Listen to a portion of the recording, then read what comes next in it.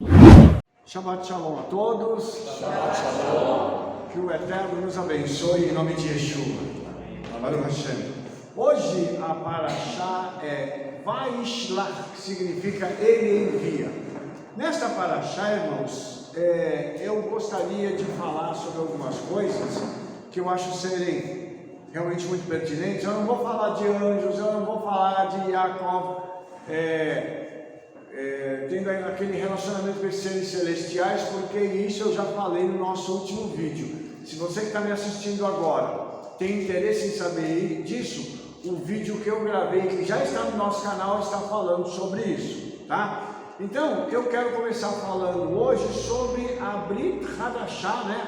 E a Brit Hadashah é Hebreus capítulo 11, do verso 11 até o verso 20, e a Brit Hadashah vem falando sobre Emuná. O que é Emuná?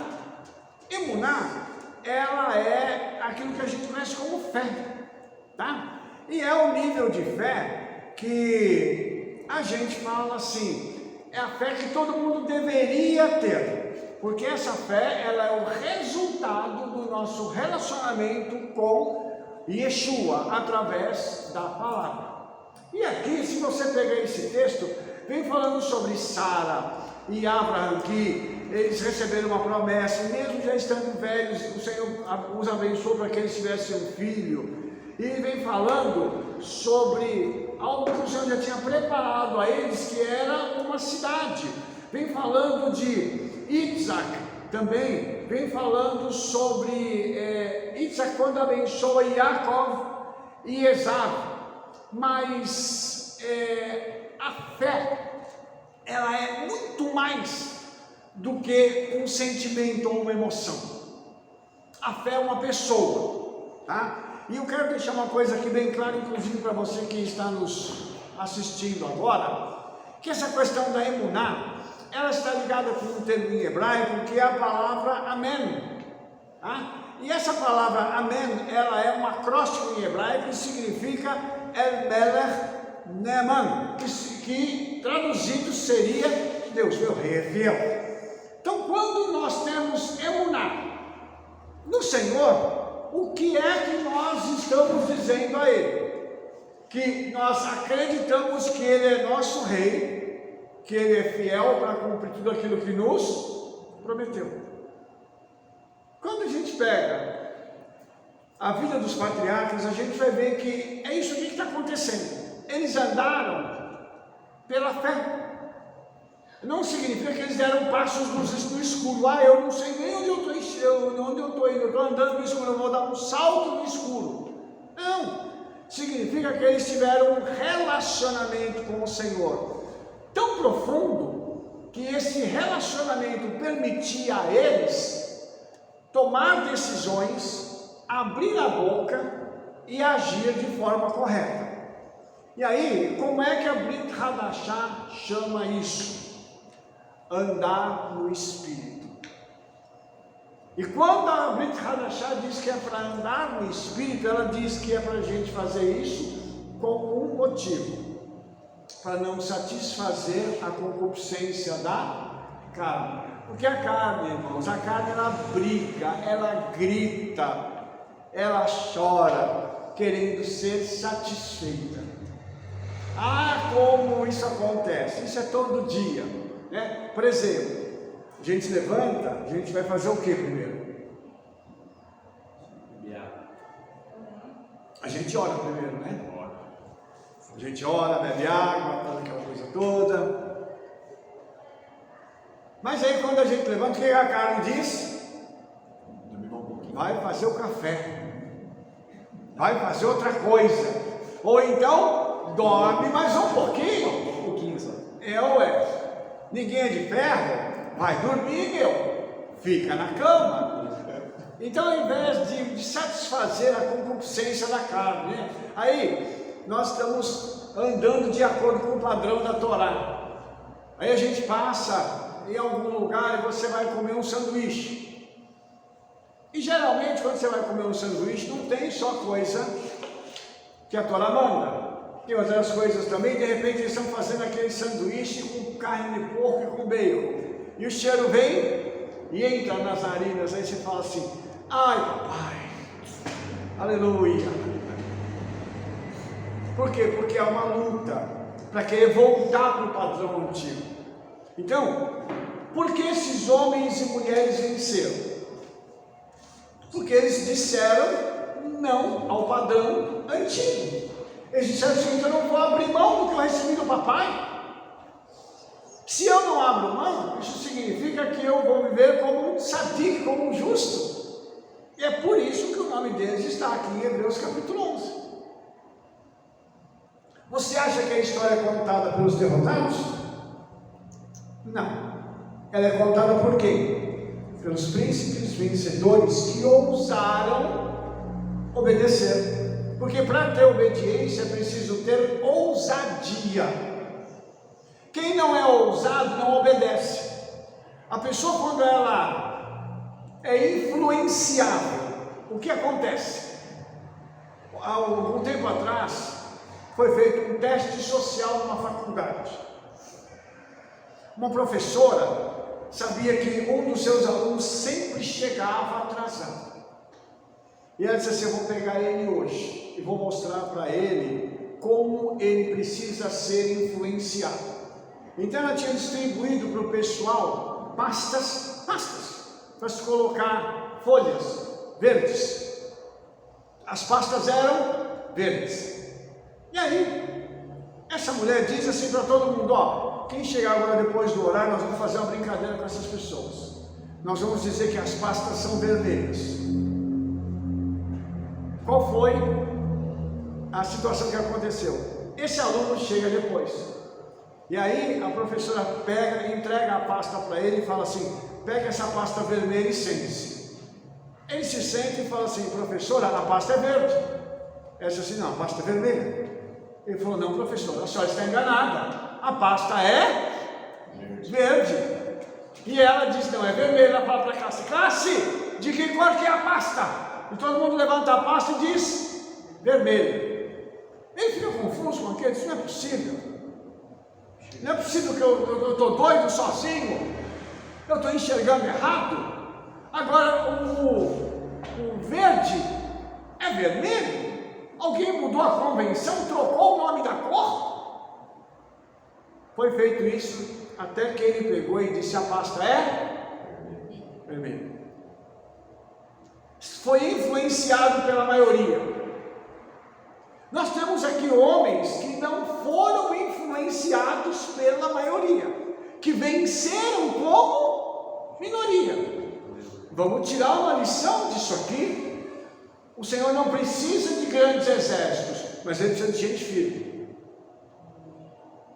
Não adianta uma pessoa chegar e começar a frequentar não só a congregação, como uma sinagoga ou uma igreja, e daqui a pouco mudar de opinião e falar assim, eu não aguento viver isso, eu quero ir embora, voltar a ver minha vida antiga. Vai continuar sendo derrotado o resto da vida, porque nós temos que ter opinião. Eu vou mostrar uma coisa para vocês aqui, muito interessante sobre isso, porque além dessas pessoas aqui receberem a eternidade como prêmio, eles vão receber também o quê? A honra de terem os seus nomes citados depois de 5.000 anos, que é o caso que nós estamos fazendo hoje. Hoje nós estamos falando desses homens e mulheres que insistiram em serem justos, que disseram assim, eu não vou parar de fazer o que eu estou fazendo. A minha confiança, a minha emuná, ela é tão grande que pode falar o que quiser, eu continuo crendo que o meu Senhor, Ele é poderoso. Aí, eu quero mostrar para você, já que eu não vou falar dos anjos, né? Não vou falar dos seres celestiais, eu quero falar do encontro que Jacó tem com Esaú, que tem um detalhe aqui que eu preciso ensinar para vocês hoje. Quando eles se encontram, antes disso Jacó tem aquela luta, né, com o Senhor, ele tem um encontro com Yeshua, tem aquela coisa maravilhosa que a gente já sabe e tal. E também disso eu já falei no vídeo. E aí quando ele encontra com o irmão, ele está esperando um confronto. Mas Mas o que acontece? Ele manda para ele os presentes, só que aquele ser celestial já foi e conversou com Esaú. E o Midrash diz que ele dá uma surra em Esaú, fala só, cuidado quando você encontrar com o seu irmão, vai recebê-lo, trate-o bem. Quando Esaú chega e encontra Jacó, a Torá diz que ele pula no pescoço de Jacó, os dois se beijam, no rosto obviamente, e choram. Choram por quê? Porque os dois irmãos estão se reencontrando depois de 20 anos. Deu saudade? Parece que sim. Parece que todos os sentimentos represados por 20 anos vão ser curados agora no choro. Olha a importância do choro. Ah, homem não chora. Lógico que chora. Tem dois aqui chorando, e dois gigantes, porque cada um deles vai dar origem a um império. Lógico que Esaú vai dar origem ao império do mal, que é o império greco-romano, que é Edom. E Jacó vai dar origem ao império celestial na terra, a infusão, a entrada do poder soberano do eterno na terra. Mas os dois vão chorar. Então, irmãos, quando a gente tiver uma situação difícil, que a gente precisar botar para fora, o que a gente faz? Chora. Chora sozinho, chora acompanhado, chora com a multidão, chora no ônibus, chora dentro do carro, mas chora. Está precisando, chora. Por quê? Nós temos aquele conceito ainda dizendo assim, homem não chora, porque o homem tem que ser machão. Nós temos que ser homens de Deus. E homem de Deus, quando tem um encontro com o Senhor, chora. É quebrantamento que se chama isso. E nós temos que ser homens quebrantados, para a gente poder dar a direção certa para o nosso povo e para a nossa família. Mas uma coisa interessante é que quando eles se encontram, Esaú fala assim, rapaz, que monte de coisa é aquela que você mandou? O que é aquilo? E ele diz, são os presentes que eu te mandei. Só que Jacó antes diz assim, eu vou mandar uns presentes para aplacar a ira dele. E também no vídeo, eu falei um pouquinho disso no vídeo anterior, quando você quer resolver algum problema com alguém, manda o presente na frente, ou então chega com o presente. Isso amolece o coração de qualquer um. Ainda mais uma mulher, né? Aqui eu vou dar aqui uma estratégia para os homens, tá? Se você precisa conquistar o coração ainda mais da sua esposa, entendeu? Dê um presente para ela, mas não dê um presente útil para ela. Não faça o que Jacó fez, porque Jacó deu um presente útil. Ele enriqueceu ainda mais o irmão com o presente que ele deu. Não faça isso com sua mulher. Dê um presente que ela goste.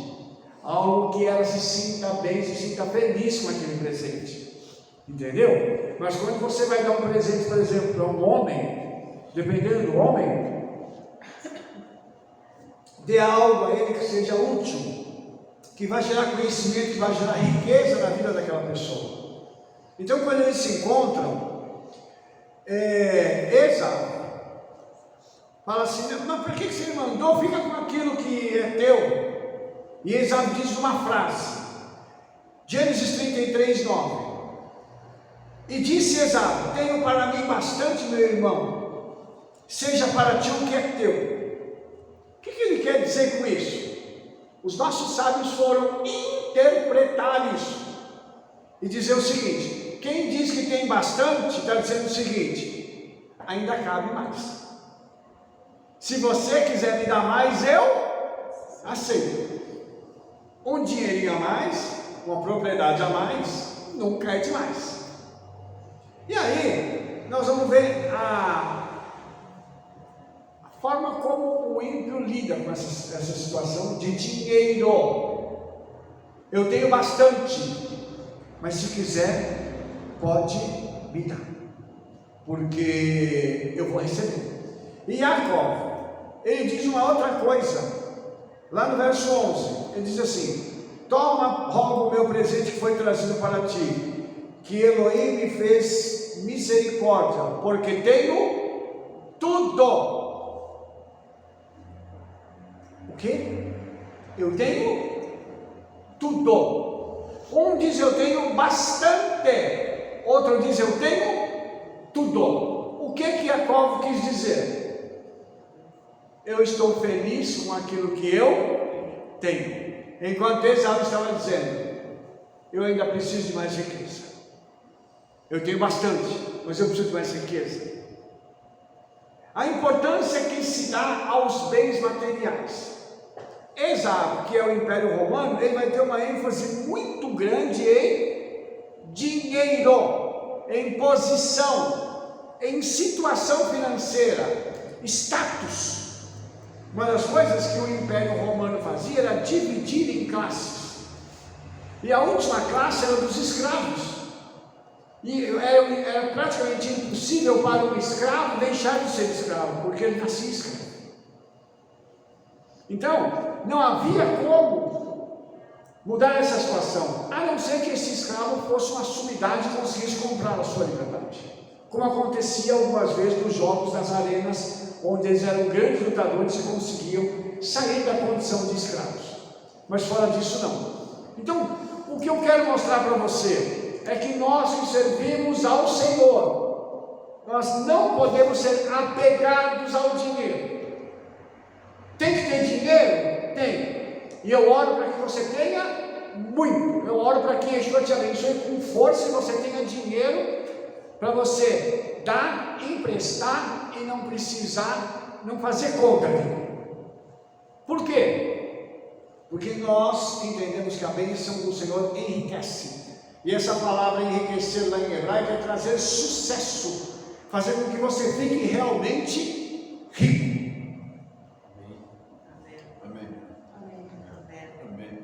Vocês estão vendo aqui a reação tímida dos irmãos? Mas tá bom, eles vão enriquecer, e você também, se você for obediente, você vai enriquecer. E a diferença aqui de Esaú para Jacó é justamente essa. E Jacó, ele foi obediente, e o Senhor transferiu a riqueza do sogro, que era ímpio, para ele. O que eu quero dizer? Essa semana é uma semana na qual nós temos um azar, uma unção sobre nós, na qual nós vamos poder dizer assim: eu tenho tudo. Rabino, eu ainda não cheguei lá, mas você precisa abrir a sua boca, profetizar isso, você precisa viver como tal, ou seja, sendo uma pessoa generosa. A Bíblia diz que a alma generosa engorda. O que quer dizer isso? Quer dizer que eu vou virar uma baleia? Não, isso quer dizer que eu vou crescer. Então todo mundo que é generoso, todo mundo que planta, semeia dinheiro, o que essa pessoa vai colher, irmãos? Dinheiro. Então esse texto aqui começa ensinando a gente que esse homem tinha tanto, e Jacó tinha tanto, que lá na frente nós vamos ver uma coisa interessante acontecendo. Esaú vai sair da terra para dar lugar para o irmão. O irmão está chegando agora. Ele viu a grandeza do irmão dele. Ele disse assim: não dá para mim ficar, esse cara é muito poderoso, ele é meu irmão, mas ele é muito poderoso, e eu tenho que me retirar, porque chegou na terra um justo. Onde você anda, onde você está, onde você frequenta, você carrega a bênção do Senhor, e você é um transformador, você é um influenciador. Não de bobagem com esse pessoal na internet aí falando besteira, mas você vai levar a presença de Yeshua onde você andar. Amém. O microfone já está ligado. Fale alto, por favor. Fale alto. Fale alto aí, por favor.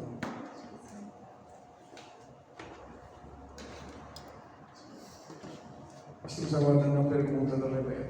Não é pergunta, eu queria fazer uma colocação aqui, que quando Jacó fala, eu tenho tudo, ninguém tem tudo, né? Mas ele tem o suficiente e é feliz com aquilo que ele tem. O outro, eu tenho bastante. não dá para ninguém. Ele tem sobra, né? Ele tem muita sobra. E é interessante que quem trouxe presentes e várias coisas foi Jacó, né? Por isso ele falou: eu tenho de tudo. Quer dizer, eu sou feliz com o que tenho. É isso que é a importância, né? Qual que é o rico? Aquele que é feliz com aquilo que tem, né? Porque às vezes a pessoa tem muito dinheiro, mas é infeliz, né? Porque ele sempre está precisando de mais. É o cara da pesca, né?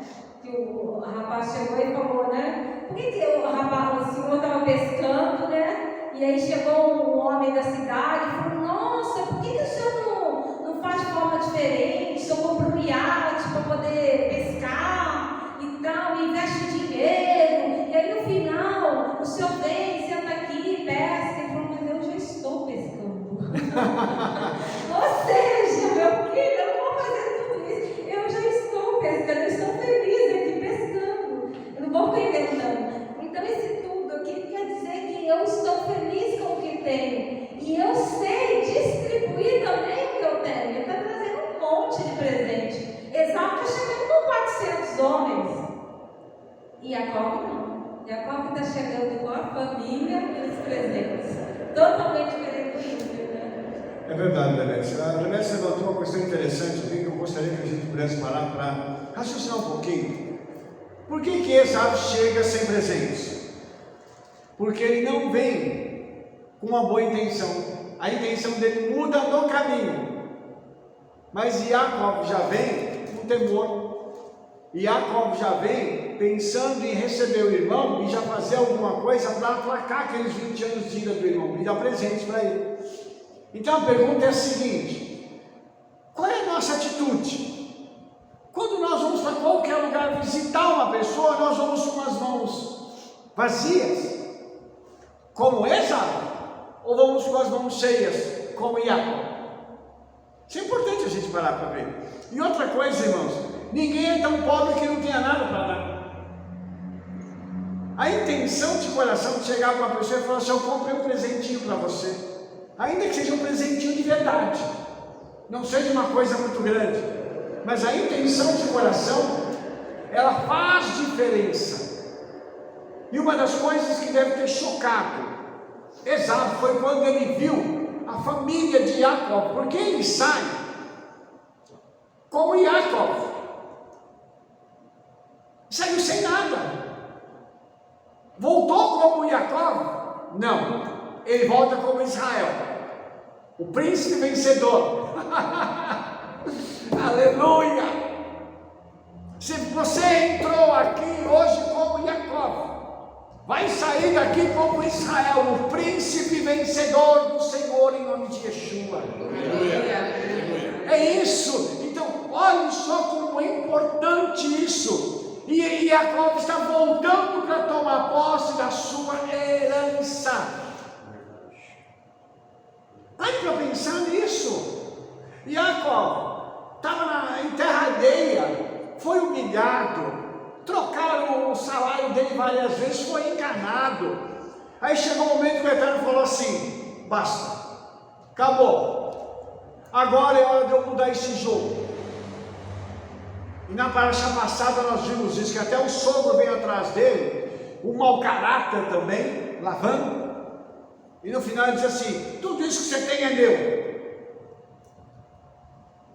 Olha só como é que as pessoas agem. As pessoas acham que tudo que nós temos não é nosso, pertence a eles. Não adianta o nosso esforço, o nosso trabalho.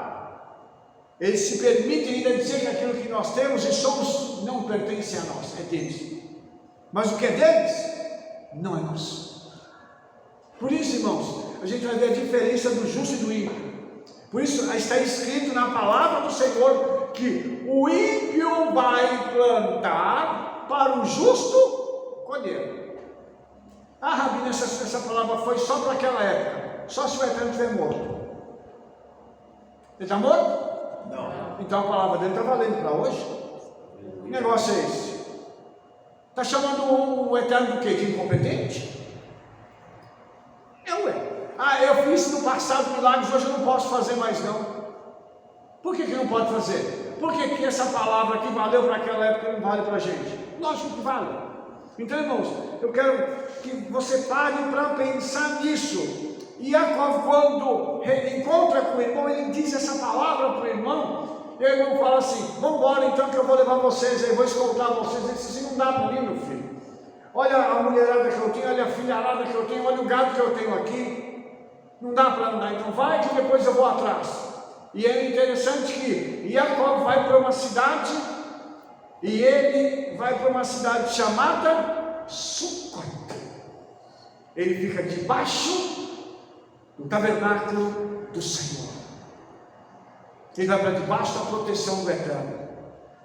Por favor, pare para pensar nisso. Nós estamos debaixo de uma proteção celestial.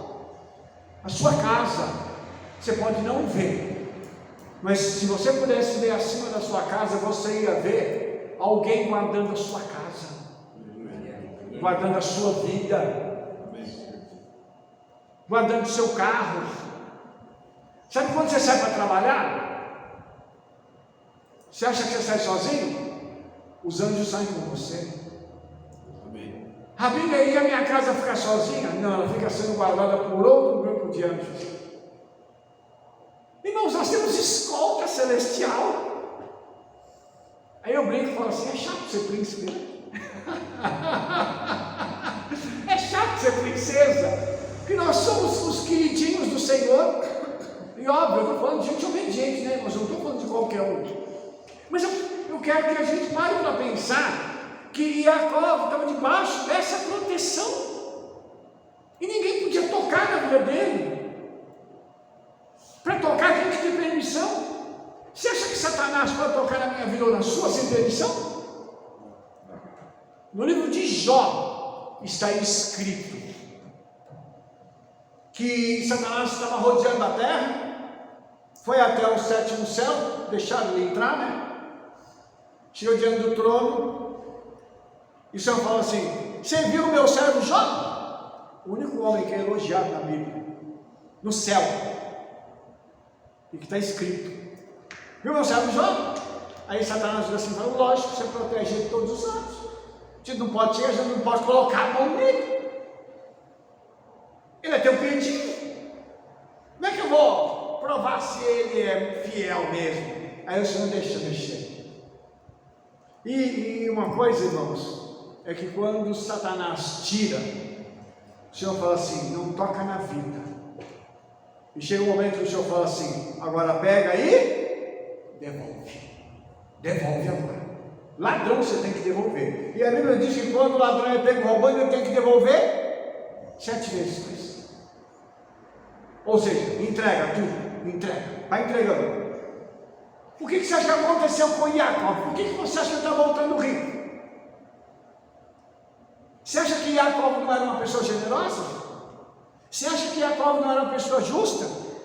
Ele teria que passar tudo aquilo para ser provado. Agora ele foi aprovado, e agora ele chega na terra dele rico. Saiu humilhado, voltou exaltado. Oh Senhor, não brinca com os servos do Senhor, não. É ruim brincar, é ruim se levantar contra os servos do Senhor. Filho, eu posso colocar uma coisinha aqui também, sobre Jacó. No verso 18, 33, 18, fala assim: chegou Jacó, Shael, né? A cidade de Shem. Essa palavra significa que ele chegou íntegro, completo em Shalom. A importância da ida dele, quando ele foi, ele ter colocado as pedras e deitado em cima daquela pedra. E a proteção do Eterno na mente dele, porque ele esteve com o ladrão, ele esteve com o enganador, e ele podia muito bem ter se corrompido ali, porque o chefe era assim, ele podia também se curvar, né? Outra, ele podia ter marcas muito profundas e a alma muito machucada com essa, trazendo esses traumas. Eu sempre fui enganado e tal, aquela coisa do vitimismo. Mas aqui está falando que ele chegou íntegro, completo. Ou seja, ele não estava meio Jacó, ele estava completo, porque ele pôs o Eterno à frente dele. Sim. Isso é muito importante para a nossa vida, porque dependendo do ambiente que você está, você se corrompe ali. Ou então, aquele ambiente deixa marcas na sua vida. E quando você coloca o Eterno na sua frente e fala, Senhor, me proteja, me blinda nesse lugar, que eu não venha assimilar aquilo que está aqui. Você sai de lá, mesmo saindo, você está íntegro ainda, você está completo, você está inteiro. Por que é o Shalom? É isso, você está inteiro, você está completo, sua mente está em ordem. Porque se viver com um cara enganador também, sua mente fica meio perturbada. Porque você tem que ficar atento o tempo inteiro, então não há um estresse em cima daquilo. É natural. Porque é natural, porque você está com uma pessoa enganadora, mentirosa, que rouba, seu estresse é muito alto. Então o estresse acaba deixando a gente perturbado também. É verdade. Isso não aconteceu com Jacó, pela palavra que está aqui. E mais uma vez, né, Rebeca? Jacó manteve-se íntegro. Importantíssimo, porque nós não vivemos só no meio de gente crente.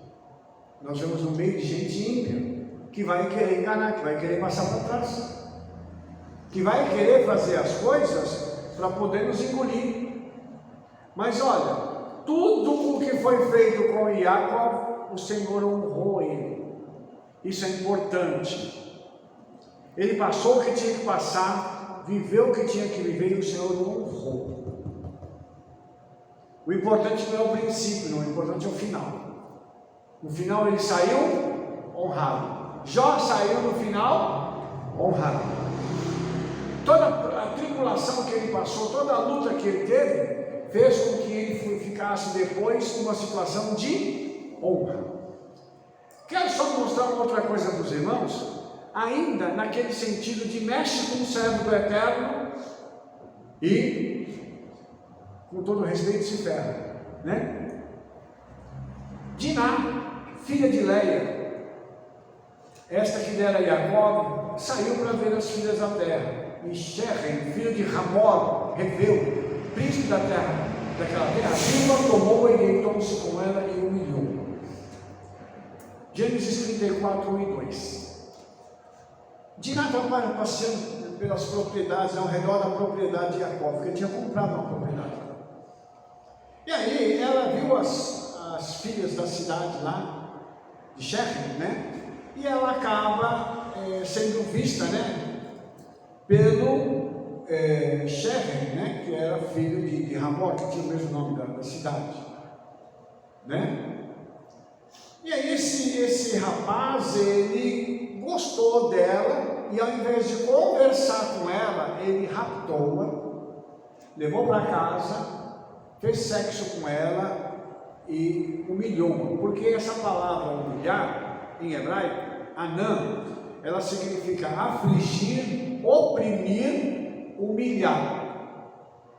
Então, como foi a opressão? Como foi a humilhação? Ela veio através da aflição que ela sentiu e da opressão que ela passou. Porque ela queria se casar. Queria se casar com um homem judeu, com um homem que fosse alguém que viesse a levar adiante os princípios de Torá que ela e a família estavam recebendo.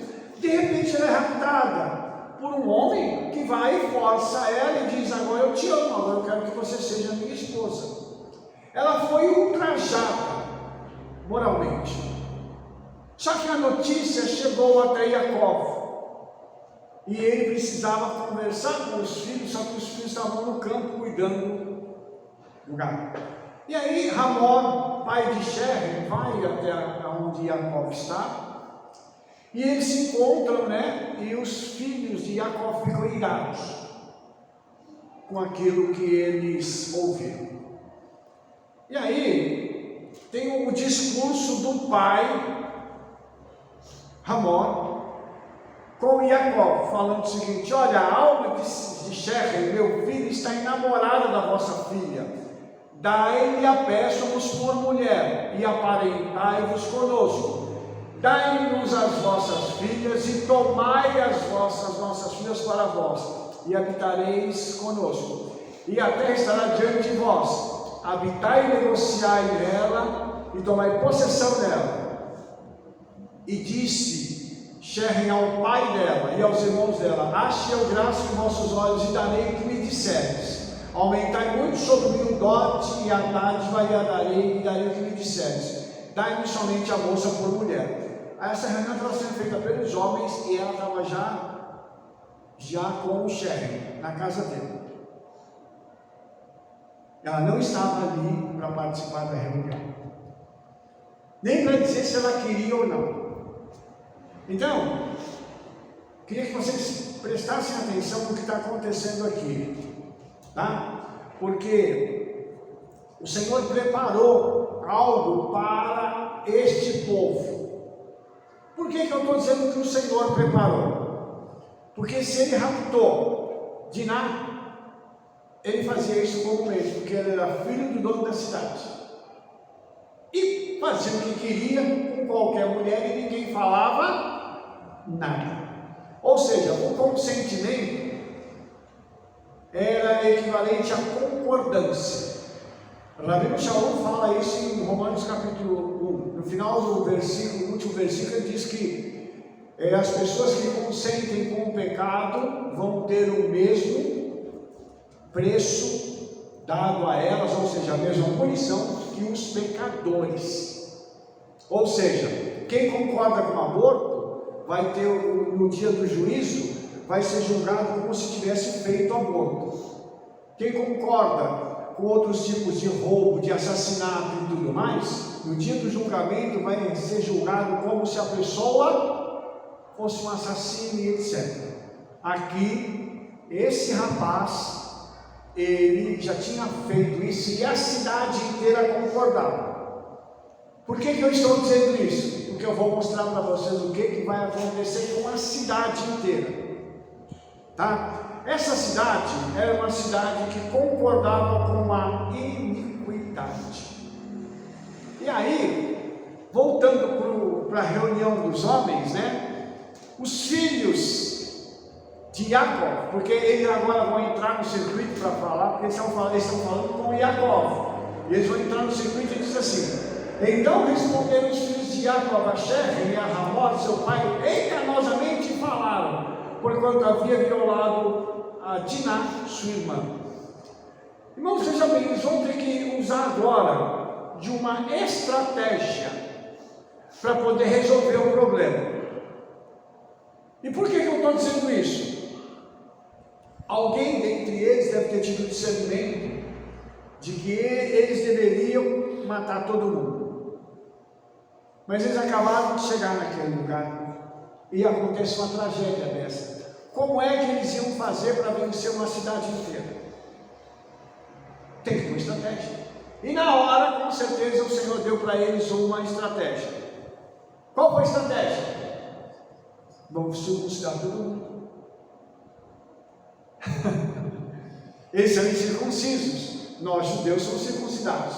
Vamos fazer o quê? Você quer a nossa irmã? Vai ter que circuncidar a cidade inteira. Lembrando que a circuncisão é só para homem. Quem é que luta nas batalhas? Os homens. Se enfraquecer os homens, nós teremos a vitória. Irmãos, preste atenção como eles fizeram algo tremendo. Eles tiveram essa luz do Senhor, esse discernimento para fazer isso. E por que isso?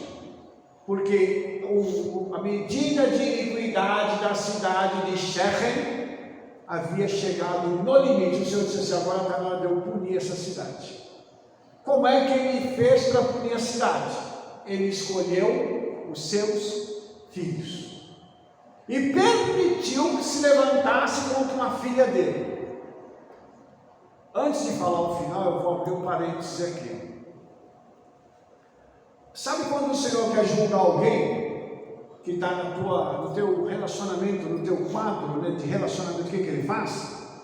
Ele permite que essa pessoa se levante contra você. Às vezes a gente acha ruim, né? Às vezes a gente fala assim: ah, mas porque o fulano está fazendo isso comigo e não sei o que tem, às vezes é da família. às vezes é conhecido, às vezes é alguém do nosso conhecimento, pessoas próximas a nós, do nosso círculo de amizades. A pessoa do nada chega e começa a se levantar contra você, falar mal de você, trazer coisas do seu passado para te acusar. Qual é o objetivo disso? O diabo quer usar a vida dele para te derrubar, e o Senhor quer usar isso para punir essa pessoa. Se alegre quando alguém se levantar contra você, porque isso significa que se você é inocente, o Senhor vai te justificar e essa pessoa vai afundar. Nesse caso aqui vai acontecer uma coisa pior, que vai todo mundo morrer. E já aconteceu conosco de pessoas se levantarem contra nós e terem morrido. Entendeu? Eu já contei um caso aqui para os irmãos de uma pessoa que se levantou contra nós em Belo Horizonte e morreu. Fora outras coisas que aconteceram que agora eu não vou contar, né? Porque acho que não é um caso nesse momento aqui. Mas eu queria mostrar para você que Sherry, né, fica feliz com aquilo, o seu pai Ramor também, e aí eles voltam para a cidade e eles vão falar com o pessoal da cidade. E quando eles falam com o pessoal da cidade, né, eles falam algumas coisas assim que são muito interessantes, porque o que dá a entender aqui é que eles inclusive iam praticamente acabar com Jacó e a sua família. Iam tomar posse dos bens deles, e é como se eles fossem eliminados por Sherry pela sua cidade. O que dá a se entender também é isso. Mas aí eles chegam na cidade e eles deixa eu tirar o talento, vai caindo demais aqui. Aí eles acabam se circuncidando. E no terceiro dia, a hora que a dor está mais profunda, lembra que lá não tinha bisturi, não tinha aquela pomadinha que passa para poder cicatrizar, não tem nada. O corte foi feito com faca. No terceiro dia, quando está doendo mais, eles são visitados na cidade. Shimeon e Levi, dois irmãos pegam, colocam a sua espada na sua roupa e saem tranquilamente. Nós vamos dar uma volta ali, daqui a pouco a gente retorna. Eles entram na cidade, está todo mundo,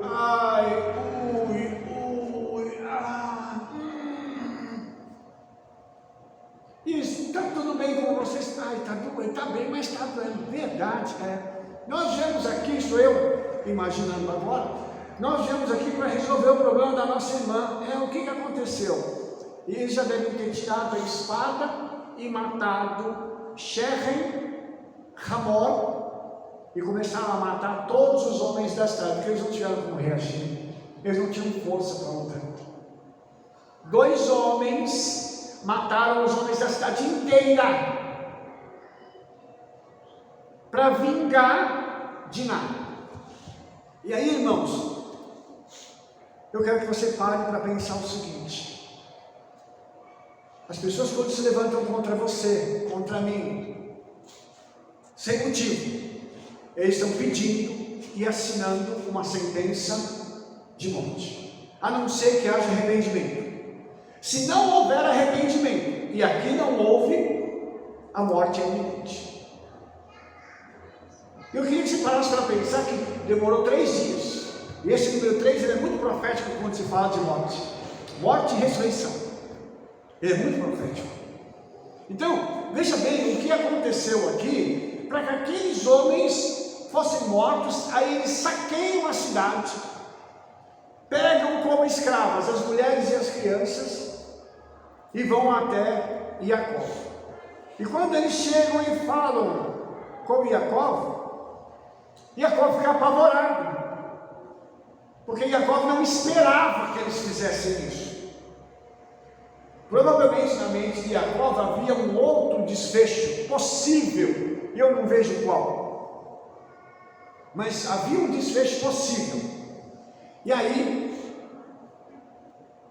Jacó fica apavorado. Jacó fala assim: vocês me perturbaram, vão fazer abominável aos moradores da terra, ao cananeu, ao perizeu, e nós temos poucos homens e eles vão se juntar contra nós. A preocupação de Jacó é com a família. Os dois estavam preocupados com a irmã, não pensaram em toda a família. E aí, irmãos, logo depois disso, o Senhor aparece para Jacó e ele traz um avivamento na família de Jacó, porque o Senhor aparece a ele e diz assim: levanta-te, sobe a Betel e fica ali e faz ali um altar ao Deus que te apareceu quando fugisse de diante de Esau, seu irmão. E Jacó diz à sua casa e a todos que com ele estavam: tirai os deuses estranhos que tem entre vós e purificai-vos e mudai as vossas roupas. É interessante, irmãos, porque Jacó era um homem temente ao Eterno, mas as pessoas que estavam com eles, nem todo mundo ainda era. Então eles tiveram que tirar esses deuses estranhos, e eles fizeram, ele pegou esses deuses e guardou isso, né? Guardou, na realidade não, né? Ele enterrou lá no pé de um carvalho, para que isso pudesse ficar como memorial naquele lugar. E aí, o temor do Eterno veio sobre as pessoas. Então veja, a sequência de fatos. Primeiro, eles matam aquele pessoal da cidade, vingando Diná. Agora, eles tiram os deuses estranhos daquilo que estava atrapalhando haver uma unidade plena ali. E quando essa unidade é retomada, o temor do Senhor vem sobre quem está ao redor. Por quê? Porque eles enxergaram e viram quem era Jacó e a sua família. Quando é que as pessoas vão ver quem você é? Quando você se posicionar e disser assim: eu não quero mais nada a não ser obedecer ao Senhor. Aleluia. E eu estou falando, irmãos, de firmeza, de pessoas que vão ficar firmes, convictas e obedecer, custe o que custar. Ah, Rabino, mas pode acontecer alguma coisa ruim? Não. Quem obedece, o mal não toca. Outra coisa, irmãos, nós entendemos que pela palavra o Senhor ele guarda a nossa vida. Então, quando eu obedeço, eu libero nos céus situações que vão me abençoar e me enriquecer. Mas como é que pode ser isso, Rabino? Eu não sei. Aqui Jacó chega naquele lugar rico. Os filhos saqueiam a cidade, eles ficam mais ricos. Quanto mais você obedecer, mais o Senhor vai trazer riqueza sobre sua vida. Mas o que Jacó fez antes? Ele deu o que para o irmão? Um presente. Ele foi generoso com o irmão. Isso fez com que disparasse alguma coisa na eternidade. Aqui, irmãos, está no texto da Torá. Eu tinha que parar e entender a Torá e falar assim: puxa, se tem um princípio aqui, eu tenho que usar o princípio que está diante de mim. Como é que eu faço para receber? Estendo as mãos? Hã? Eu não ouvi. Dando. É assim que funciona? É. E Yeshua diz assim: dai e ser-vos-á dado. Aí ele completa: boa medida, sacudida, recalcada, transbordante. Mas antes eu tenho que ter a minha ação de dar. Quando eu dou, eu tenho um retorno que é muito maior do que aquilo que eu dei. E Jacó deu quase uma fazenda de gado para o irmão dele. Ele recebeu agora uma cidade, o despojo de uma cidade inteira. Parou para pensar isso? Então, existem princípios que nós precisamos aprender com eles.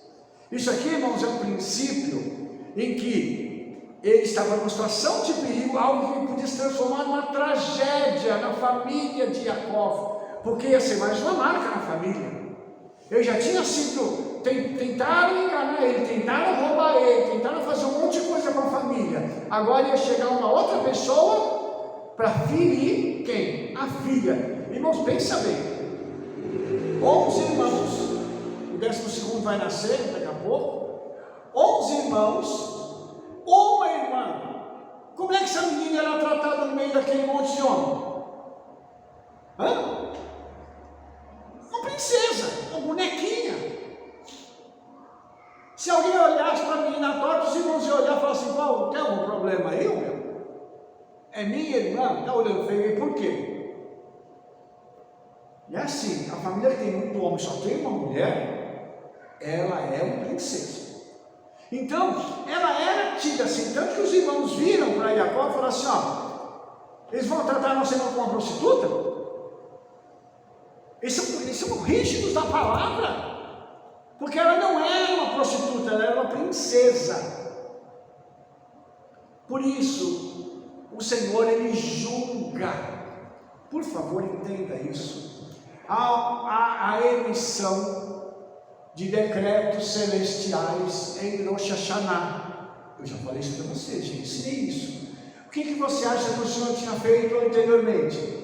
Emitiu os decretos para que toda a cidade morresse, entregou para os seres celestiais e falou assim: vocês vão cumprir através desses 2 servos meus, Shimeão e Levi. E só lembrando, né, que ela não era mais virgem. Então, para ela casar era muito mais difícil. Porque agora ela é uma mulher que foi violentada.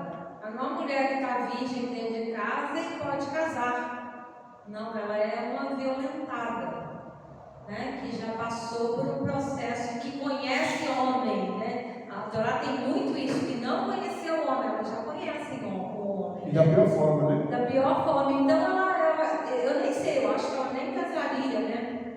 Dependendo do homem, não aceitaria isso, né? Naquela época. Eu acho que ela ficaria como uma solteira até, né? Então é mais difícil para ela ainda, porque esse caso, né? Eu queria só colocar um pontinho aqui, não querendo passar. A importância da gente, aqui está a Betel, né? A casa do Eterno.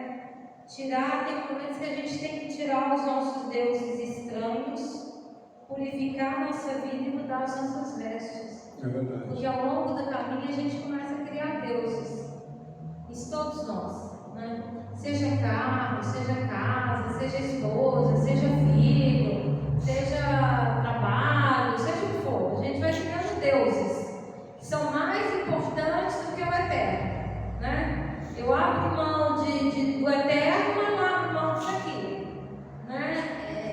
E a gente tem que parar e pensar: que Deus estranho eu tenho em mim, que Deus estranho que eu levantei, né? E purificar a nossa vida e mudar as nossas vestes. Isso é muito importante. O que mudar nossas vestes, eu estou falando tanto físico quanto espiritual, né? Que as nossas vestes sempre sejam alvos, né? As vestes. Como diz a Eclesiastes. Nunca falte o óleo sobre a nossa cabeça. É verdade. Então você tem momentos que a gente agora mais do que nunca, nesse tempo do fim, nós precisamos fazer isso. É verdade. Senhor, que Deus que eu tenho, que eu ponho acima do Senhor. É verdade. E purificar a nossa vida e mudar as nossas vestes. Só assim o temor do Eterno vai vir, o temor do Senhor vai vir sobre as pessoas que estão ao nosso redor. Porque eles vão olhar e vão dizer assim: tá aí, esse povo é um povo que caminha de um jeito diferente. É um povo que quando eles abrem a boca, acontece. Irmão, se não for assim, não adianta você ver o Senhor.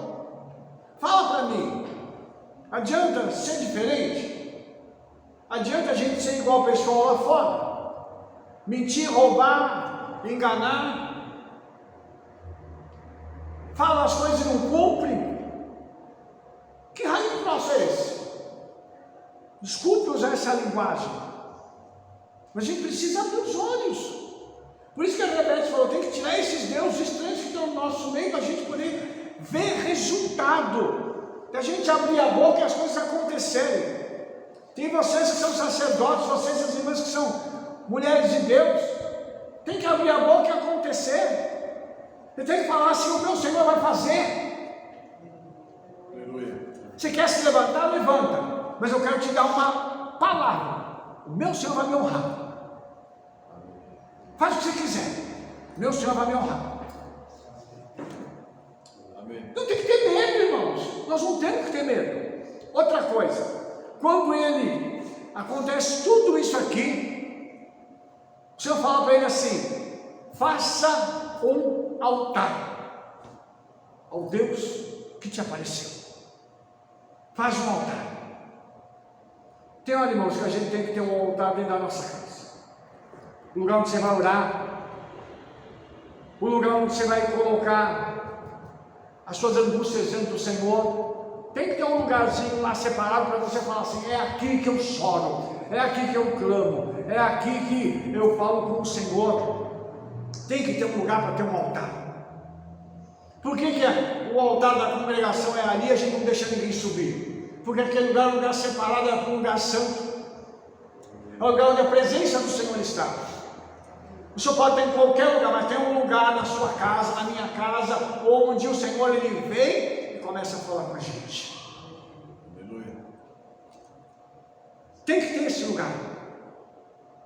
Hoje, antes de sair de casa, eu estava sentindo já aquele mover, aquela glória. Eu falei assim: hoje o Senhor vai fazer alguma coisa diferente na congregação. Hoje ele vai fazer algo diferente. Deixa eu falar para você o que é altar. Misbeach, que é um acrônimo em hebraico. O men vem de Mechilá, que significa perdão. O que eu tenho que fazer para ter um altar perfeito? Liberar perdão. Então, vamos começar abrindo a boca e falando assim: Senhor, estou perdoando fulano, beltrano, ciclano, e seja lá quem for. Me perdoa. No microfone.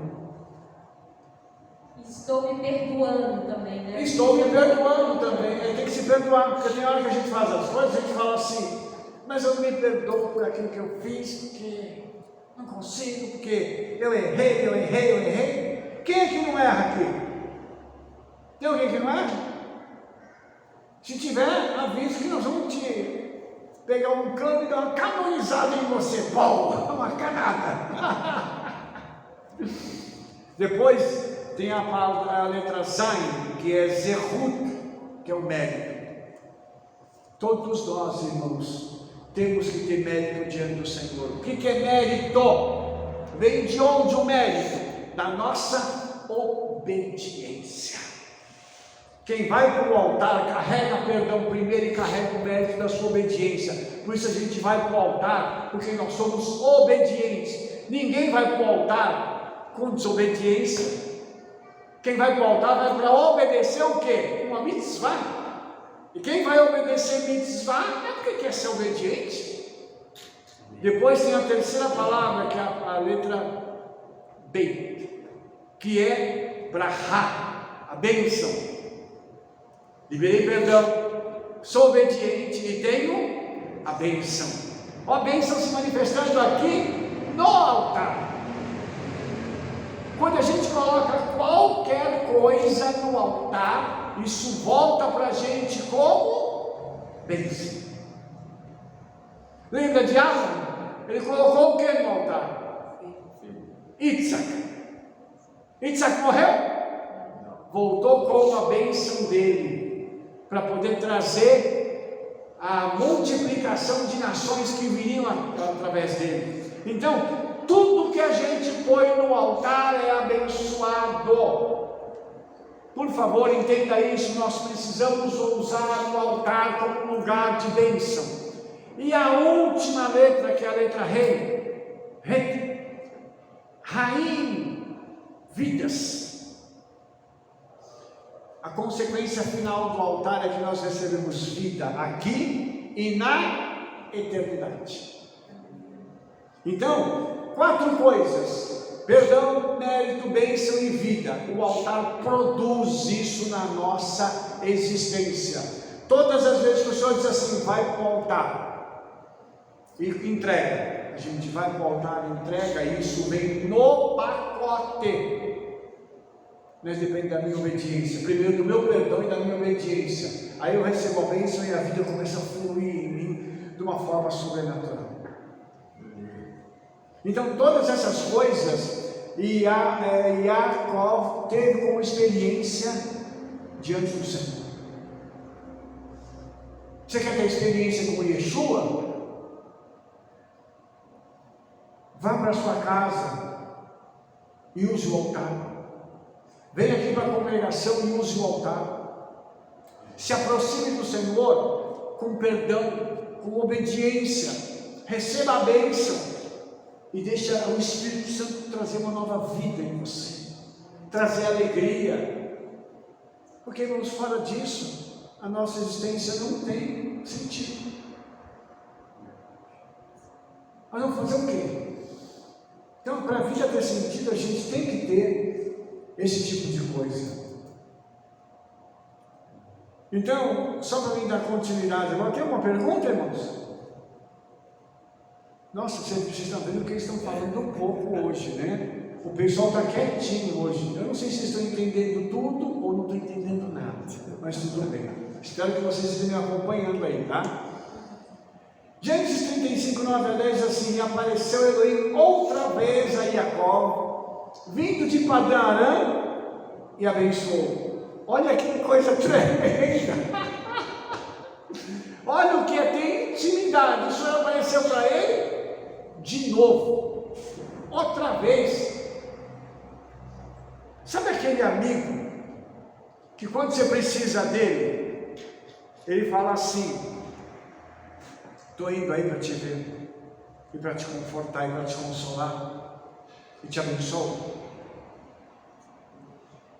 Esse amigo está aqui, para te confortar hoje, para te abençoar, para mudar os rumos da sua vida. E disse Elohim: o teu nome é Jacó, não te chamará mais Jacó, mas Israel será o teu nome. Chamou-lhe Israel. Por que o Senhor vai lembrá-lo disso mais uma vez? Porque ele precisava lembrar Jacó agora dentro da terra dele, dentro da promessa dele. Você não é mais uma pessoa comum. Eu fiz de você um príncipe. Eu fiz de você um guerreiro. Lembra-te de quem tu és. Lembra-te de quem tu és. Não se esconda no meio da multidão, mas deixa a multidão saber quem você é. Permita que o Espírito Santo toque na sua vida e te faça ser Israel. Por onde você andar, você vai ver que você é o príncipe que caminha com o Senhor. Amém. Deixa eu falar uma coisinha aqui, Rabê, né? Às vezes a gente faz isso que a Jacó fez. A gente, por exemplo, ele estava lá em Labão, nasce osso e o Senhor fala: sai dessa terra e vai para a terra de Canaã. E você já deu uma promessa para ele que ele vai ser frutífero, que o Senhor vai abençoar ele muito e tal. Só que o que acontece? Ele começa a se abalar com Esaú. Então o problema é o pecado que ele não foi retificado. E ele vai atrás da gente. Aquilo que você deixa pendente, pode passar o ano que for, o tempo que for, ele volta para te buscar. Esaú era a busca, né? Eu voltei para te buscar. E ele se abala. Só que ele para encontrar com Esaú, ele já era em Israel. Ele não era Jacó mais. Ele já era em Israel. Ele já tinha uma promessa nas mãos. Mas assim, mostrando o seguinte: dependendo da circunstância, você começa a ficar com medo, você vai lá, mas e o monte de promessa que tem? Foi o tempo que mandou você ir? Você acha que vai morrer? Você acha que Esaú vai matar? Não vai matar você, não vai matar seus filhos. Está carregando uma promessa, foi o Eterno que mandou ir. Seu nome é Israel, você já lutou aqui com o Eterno aqui, né, com Yeshua, você já venceu. Você acha que Esaú é que vai te abater?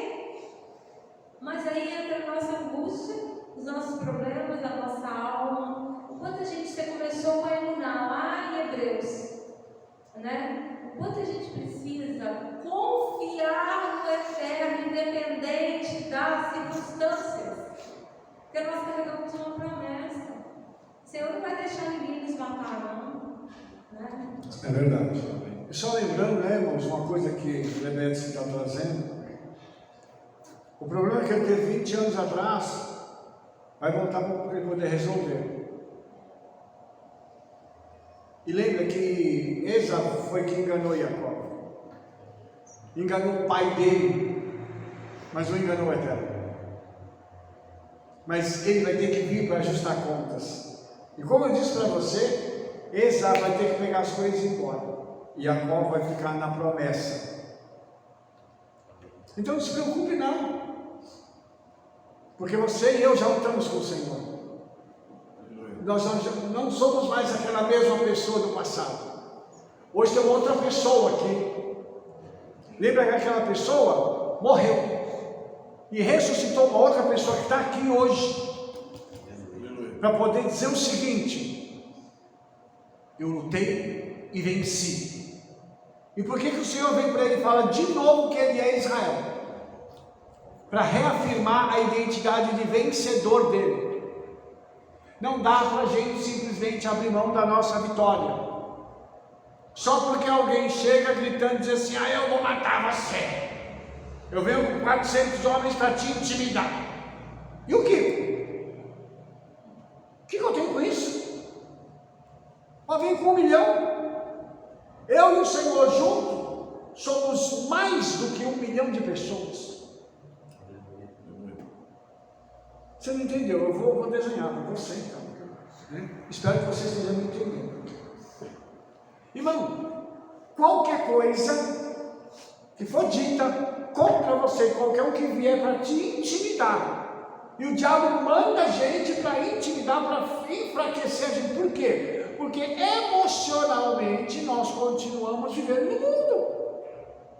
Uma notícia, uma coisa que a gente vê, uma situação que a gente passa com alguém, abala a gente. Lógico. Mas eu tenho que ficar abalado o tempo inteiro? Não. O problema vem e o problema vai. Do mesmo jeito que ele veio, ele vai embora. E como é que resolve? Isso não é problema nosso, é problema do Senhor. Mas ele vai resolver. Lógico que aqui Esaú se levantou contra o irmão e falou assim: eu vou te matar. Falou para a mãe.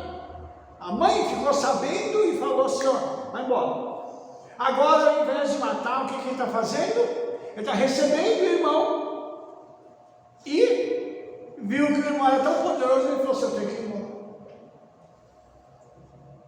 Será que você percebeu que nós temos que persistir na obediência? Porque mesmo lá em Canaã, Jacó vai ter problemas, porque vão vir para trazer problemas para ele. E os problemas vão vir de fora. O problema de Diná é um problema externo, de uma filha que não vigiou. Por favor, vou lhe pedir algo: vigia. Os irmãos da igreja estão brincando, ele fala assim: vigia na terra. E é verdade, vigia. Se nós não vigiarmos, não vai ter jeito. Eu queria mostrar uma coisa para você. Lógico que não vai dar para você ver isso aqui, mas eu quero te falar uma coisa. A palavra Israel em hebraico são 5 letras.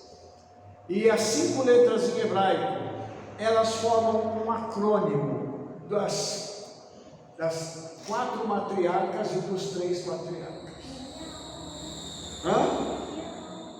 A Rebeca deu aula sobre isso, né? Não, era a minha aula que você está dando. Ah, é que eu estou dando agora? Meu pai, então desculpa aí. Eu invadi a aula da Rebeca aqui, das letras hebraicas. Mas então é só para falar para o nosso pessoal que está aqui, o pessoal não está ouvindo aqui, então é só para você, tá? Isso aqui é um acrônimo. Então o Israel carrega o quê? A personalidade e a função dos 3 patriarcas e das 4 matriarcas, que dá 7, que é o número de plenitude. Então não se esqueça, Israel carrega consigo a plenitude. Aleluia. Por isso, irmãos, que a gente não tem que temer nada. Por isso que a gente tem que andar com o Senhor e falar assim: eu vou continuar andando com Ele, e aconteça o que acontecer, eu vou alcançar minha vitória. Amém.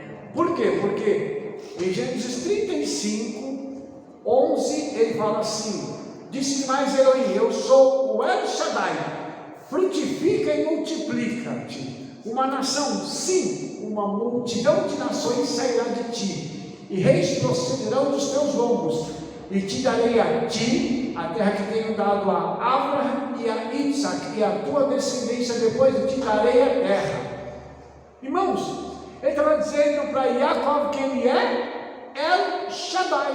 El Shaddai é o Todo-Poderoso. A palavra Shaddai é um acrônimo de Shomer Dalton Israel, o protetor das portas de Israel. Pense nisso. Quem é que guarda a sua casa e a minha? O Senhor. Porque Ele é o protetor das portas de Israel. E nós somos Israel aqui. Então, Ele é aquele que nos guarda.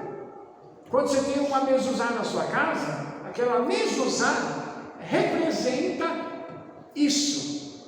Quando alguém que tem conhecimento olha para a mezuzá, a pessoa fala assim: o protetor das portas de Israel está guardando esta casa. Amém. E ninguém pode entrar aqui, porque tem uma letra Shin ali, que é a primeira letra do nome Shaddai. Por isso, irmãos, vamos entender o que a Torá é, o que ela acrescenta para nós a nível espiritual. Eu tenho que crer nisso. Eu falei para vocês que eu não ia falar dos anjos, né? Mas eu tenho que comentar uma coisa aqui. Quando ele recebeu essa promessa aqui, ele estava com o Senhor, o Criador estava ali com ele. Você acha que o Criador veio sozinho? Havia anjos que estavam ali com ele, e eu tenho certeza que aquele foi um ambiente festivo quando o Senhor chegou ali para confirmar a promessa.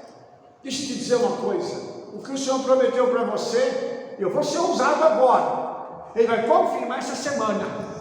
Aleluia. Ele vai trazer gente para falar para você: eu vou fazer.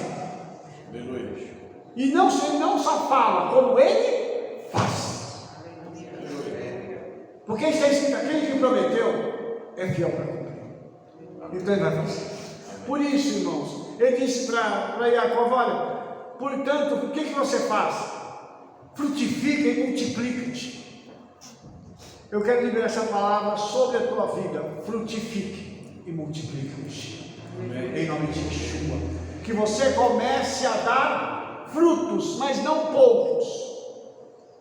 Que você seja como a tamareira. Quando ela dá tâmaras, ela dá em cachos, e cachos enormes. 300 no mínimo e 2.000 no máximo. Então você vai dar 300 tâmaras no mínimo em tâmara doce, ou 2.000. Então você vai dar muito fruto.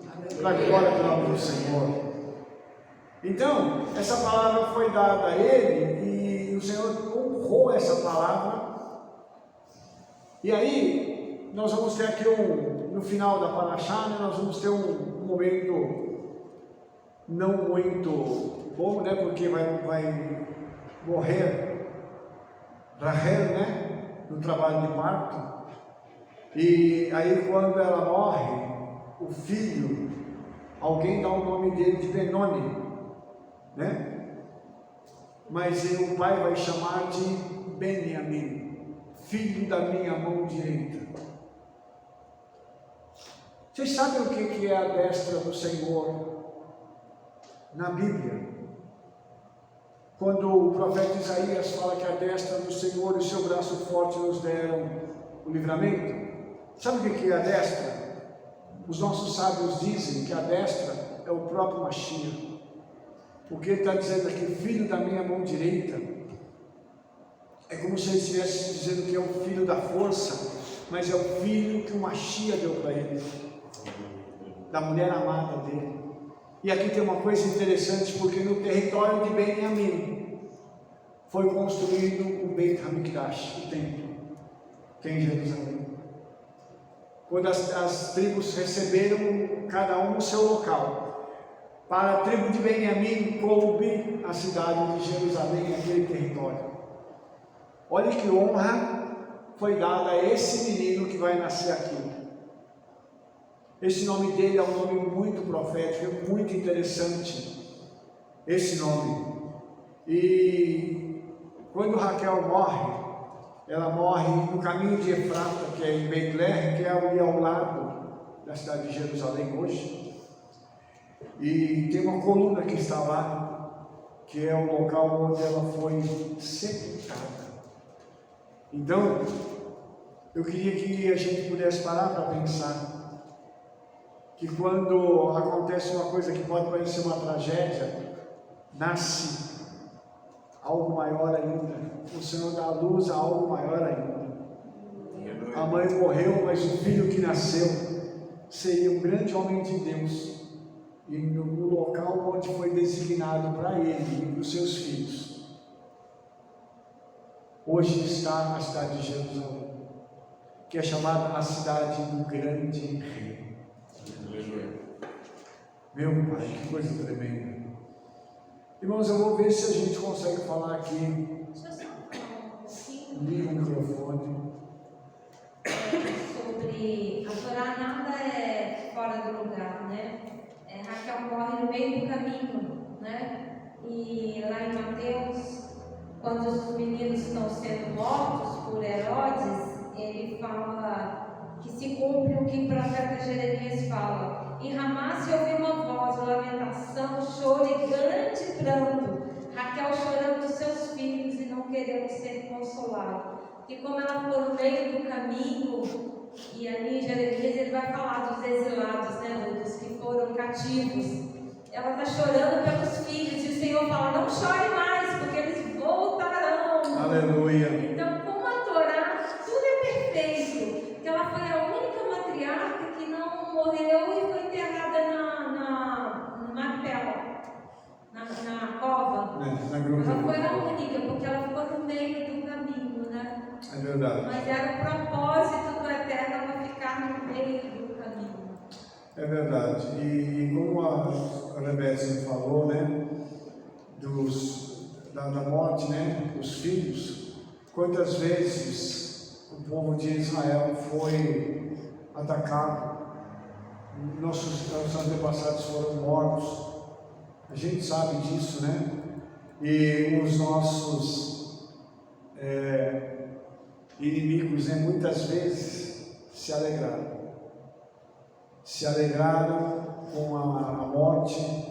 E a gente viu aqui recentemente, né? Quando naquele problema lá que houve em Gaza, né? Quando os terroristas começaram a matar os nossos irmãos e irmãs, e eles riam de alegria, né? E eles estavam se regozijando com a morte dos judeus. Lá em Obadias, capítulo 1, fala-se sobre Esaú. Verso 12 diz assim: mas tu não devias olhar para o dia do teu irmão, no dia do teu desterro, nem alegrar-se sobre os filhos de Judá, no dia da sua ruína, nem alargar a tua boca no dia da angústia. Gente que se alegra com o mal do judeu, com o mal da obra do Senhor, e o Senhor diz aqui em Obadias: mas tu não devias.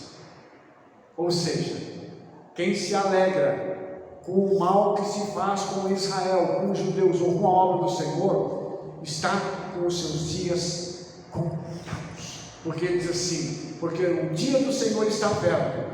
Sobre todas as nações, como tu fizeste, assim se fará contigo. A tua maldade cairá sobre a tua cabeça. Não fui eu que escrevi esse texto, irmãos. Eu estou aqui só para interpretar e para dizer o seguinte para você: todos aqueles que se levantam contra o nosso povo, contra o povo do Senhor, isso vai vir sobre a sua própria cabeça. É fácil dizer isso? Não, mas é o que tem escrito. E o Senhor diz assim para eles: mas tu não devias. Ou seja, você não podia fazer isso ainda. Mas já que você fez, então eu quero te dizer que eu vou te julgar por isso que você está fazendo. Isso é sério. Porque hoje, irmãos, mais do que nunca, o antissemitismo está ativo no mundo inteiro. E pessoas se levantam contra os judeus. Pessoas se levantam contra os crentes. Estão fazendo leis no mundo inteiro contra nós.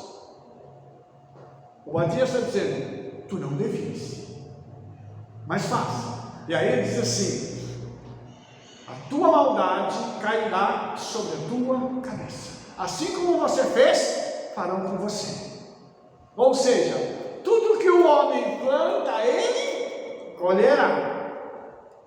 E aqui está muito claro, irmãos, nós estamos falando de um profeta que ninguém fala dele. Profeta Abdias.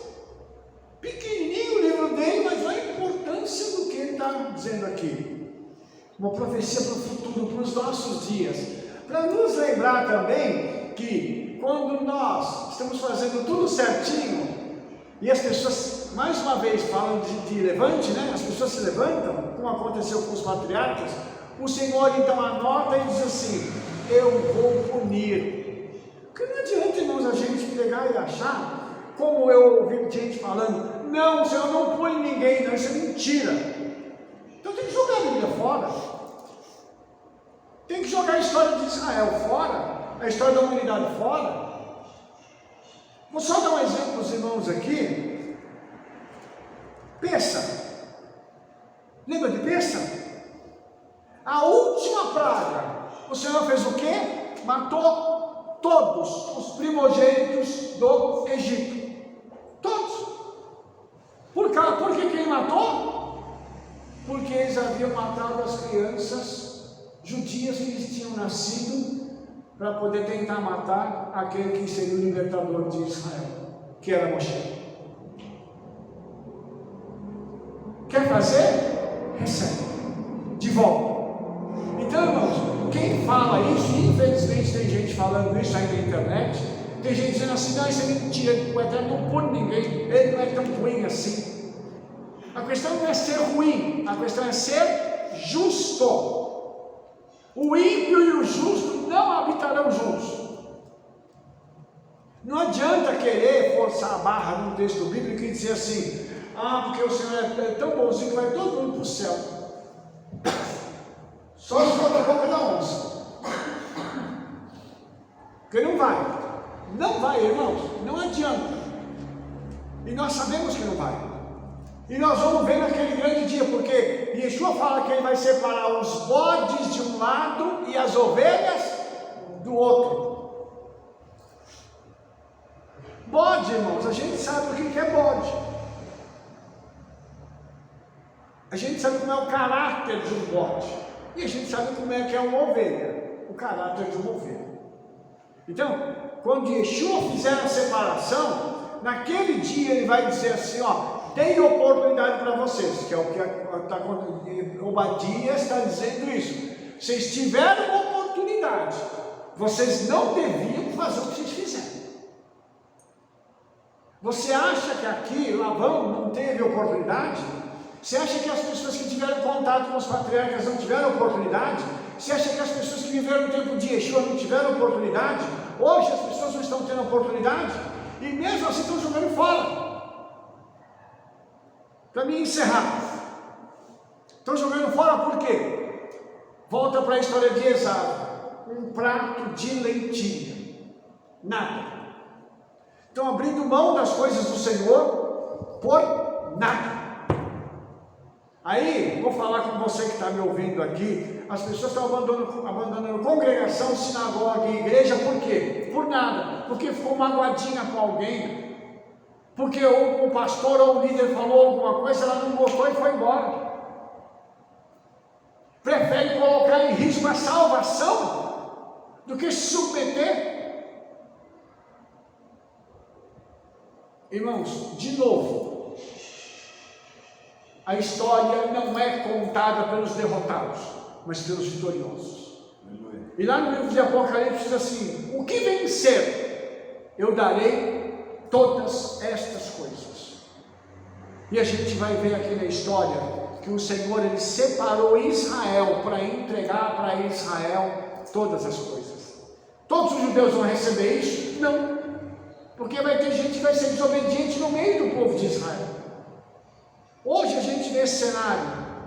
Então, vamos nos preparar, porque nós estamos vivendo um tempo de fronteira. Eu vou dizer de novo isso, irmãos, porque a gente precisa alertar as pessoas que estão assistindo a gente aqui pelo YouTube. Nós estamos vivendo um tempo de fronteira, e Yeshua virá buscar o seu povo. E hoje o Senhor quer mudar a nossa vida, o nosso caráter, Ele quer nos transformar. E você que está me assistindo agora, deixa o Espírito Santo te transformar, deixa Ele tocar na sua vida, deixa Ele mudar você, para que a gente possa ter o caráter de Yeshua impresso em nós, vivendo uma vida diferenciada. Sabe por quê? Vai chegar um dia em que nós não vamos mais precisar disso. Eu não vou mais estar dando a Torá para vocês, e Yeshua vai dar a Torá para vocês. Aleluia. Lá na eternidade. Amém. Mas para isso nós precisamos vencer aqui e agora. E nós temos que abrir mão daquilo que a gente acha que é certo, para viver o que está escrito na palavra do Senhor. Porque somente assim nós vamos alcançar essa vitória.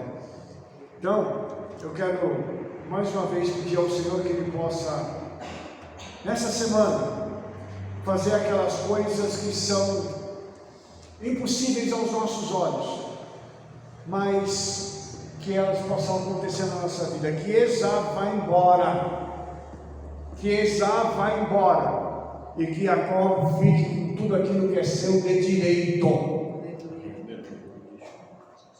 Vou falar de novo para você: aqueles que te roubaram, que eles sejam obrigados a deixar o que é teu, e o que é meu, tem que deixar.